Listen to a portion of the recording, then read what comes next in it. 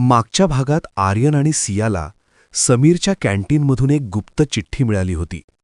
त्यावर लिहिलं होतं, त्याच्यावर विश्वास ठेवू नकोस. हे वाक्य आर्यनच्या मनात खोलवर बसलं होतं. तो स्वतःलाच विचारत होता, हा इशारा सियासाठी आहे का की माझ्यासाठी? आर्यन आणि सिया शांत बसलेले असतात.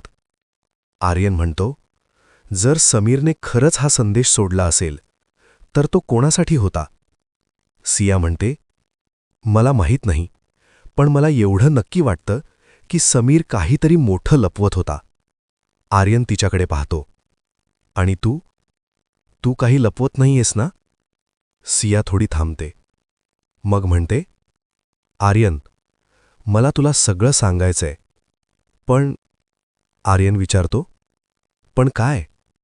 सिया म्हणते, पण आत्ता नाही, कारण जर मी सगळं आत्ता सांगितलं तर तू माझ्यावर विश्वास ठेवणार नाहीस.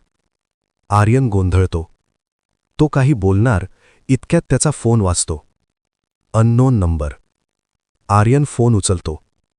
पलीकडून अनोळखी आवाज म्हणतो, समीर जिवंत आहे. आर्यन थांबतो. कोण बोलतंय? तो विचारतो. पण कॉल कट होतो.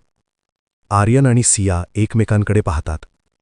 सिया हळू आवाजात म्हणते, हे आता साधं प्रकरण राहिलेलं नाही. आर्यन म्हणतो, नाही, आता हे खूप धोकादायक होत चाललंय. तो फोनकडे पाहतो. लोकेशन अजूनही स्क्रीनवर चमकत असतं. आर्यन म्हणतो, आपण जाऊ. सिया विचारते, कुठे? आर्यन म्हणतो, या लोकेशनवर, कारण तिथेच कदाचित समीर आहे. सिया थोडा वेळ शांत राहते.